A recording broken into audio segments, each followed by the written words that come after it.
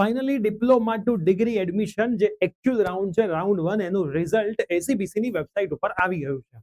આજના વિડીયોની અંદર હું તમને સમજાવવાનો છું કે રાઉન્ડ 1 નું રિઝલ્ટ બે અલગ અલગ રીતે વિદ્યાર્થીઓને દેખાશે. કોને એક્સેપ્ટ ને ડિક્લાઇન વાળું બટન દેખાશે, કોને નહીં દેખાય, કેવી રીતે તમે કન્ફર્મ કરી શકશો, કેવી રીતે તમે આગળના રાઉન્ડમાં જઈ શકશો અને આગળના રાઉન્ડમાં જવાના નિયમો શું લાગુ પડશે, આ બધી જ માહિતી આજના આ વિડીયોની અંદર તમને મળી જવાની છે.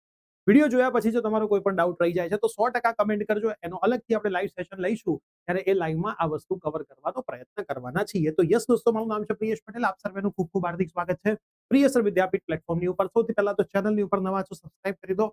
હજી આગળની એડમિશન પ્રોસેસ આપણે તો આપણી યુટ્યુબ ચેનલ પરથી સમજાવવાના જ છીએ. અને સાથે સાથે જો તમારો વારો જીટીયુ ના અંડરની કોલેજમાં આવી ગયો હોય, બરાબર, જીટીયુ ની અંડરની કોઈ પણ કોલેજ, તો એમના દરેક કે દરેક કોમ્બો આપણા પ્લેટફોર્મ પર લોન્ચ થઈ ગયેલા છે. જેમાં તમારે ડિગ્રીમાં સેકન્ડ યરમાં સેમ 3 માં જશો, તમને અલગ અલગ બ્રાન્ચના 10 થી વધારે બ્રાન્ચના તમને અલગ અલગ કોમ્બો કોર્સીસ જોવા મળશે.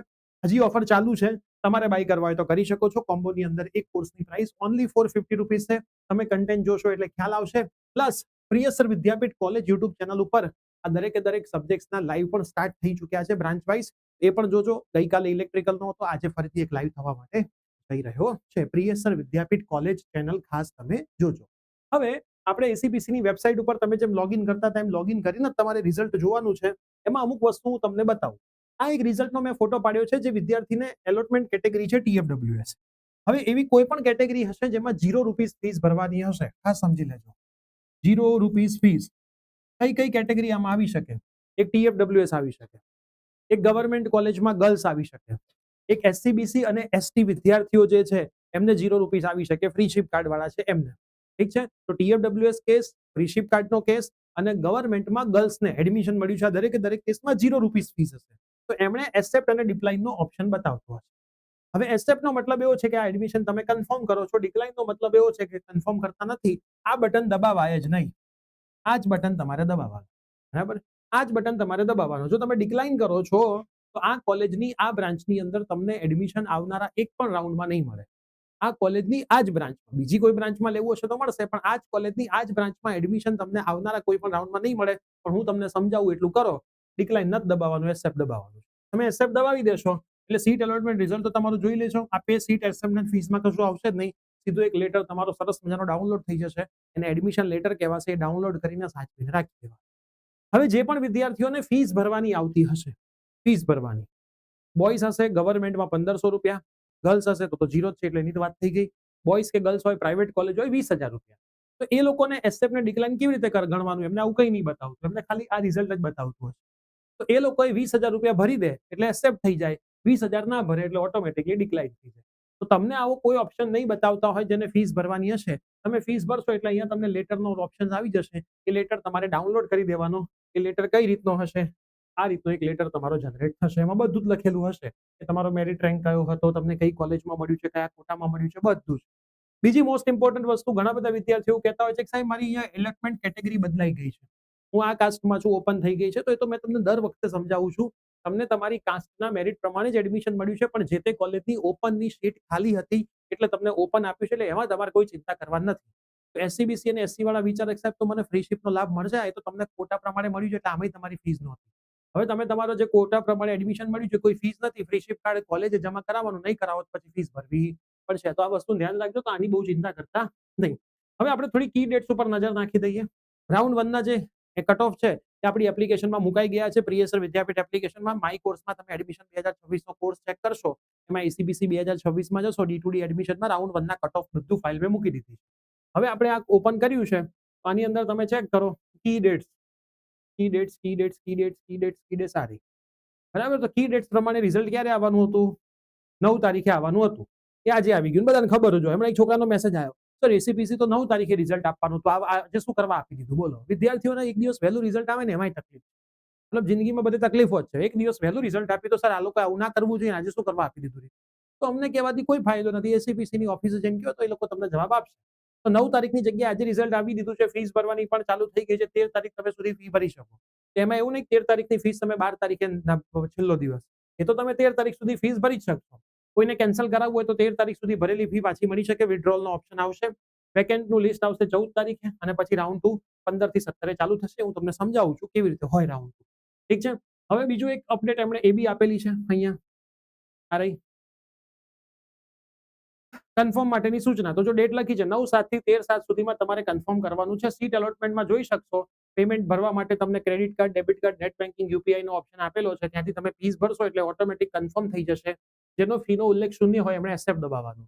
મેં કીધું ને ફીસ જેને શૂન્ય હશે એને જ એક્સેપ્ટ કે ડિક્લાઇન બતાવતું હશે અને સીધો સીટ એક્સેપ્ટન્સ લેટર પ્રિન્ટ કાઢી લેવાનો રહેશે. આ લેટર ખાસ પ્રિન્ટ કાઢજો, મોસ્ટ ઇમ્પોર્ટન્ટ છે.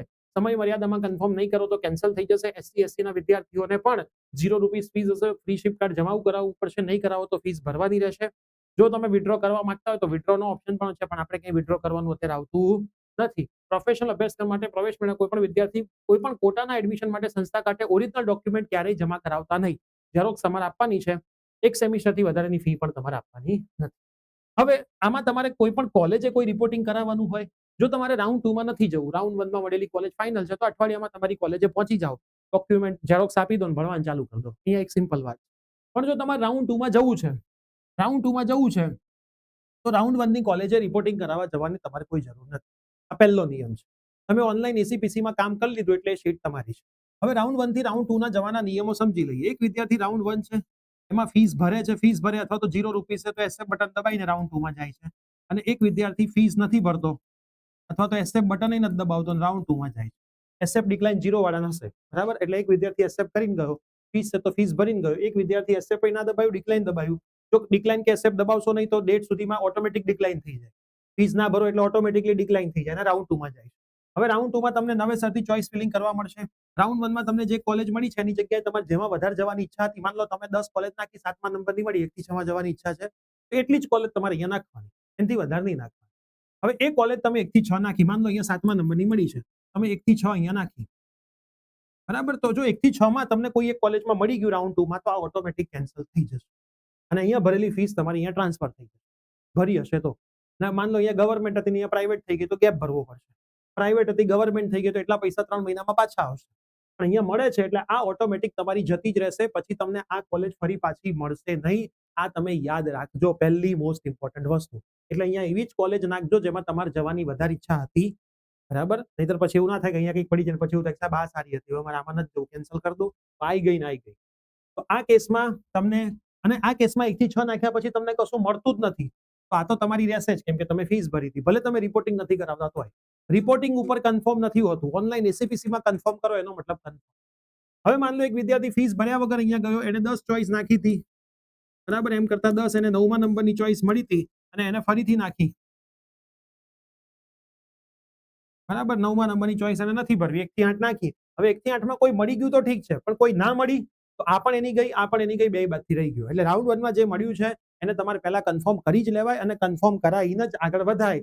રાઉન્ડ 2 નું તો પછી આપણે જોયું જવાય છે, બરાબર? આ કન્ફર્મ. અને રાઉન્ડ 2 માં કેવી રીતે જવાનું એ જ્યારે જવાનું આવશે ત્યારે હું તમને શીખવાડીશ. અત્યારે એની ઉતાવળ કરવાની જરૂર નથી, પણ અત્યારે તો રાઉન્ડ 1 માં તમને જ્યાં મળ્યું છે એક્સેપ્ટ કરો. ₹0 હોય તો ફીસ ભરીને કન્ફર્મ કરો, બુક કરો. રાઉન્ડ 2 માં પછી આપણે વિચારીશું, ઠીક છે? આનો એક લાઈવ સેશન પણ આપણે લઈશું આજે અથવા તો કાલે. હું તમને એનો ડાયરેક્ટ લિંક વોટ્સઅપ ગ્રુપમાં આપી દઈશ. અને જે પણ વિદ્યાર્થીને કોઈ પણ કોલેજ એલોટ નથી થઈ, એનો મતલબ એવો છે કે તમે ચોઈસ ફિલિંગ એવી રીતે કર્યું છે, તમારા મેરિટ પ્રમાણે તમને કંઈ મળ્યું નથી, થોડી વધારે ચોઈસ નાખવા જેવી હતી.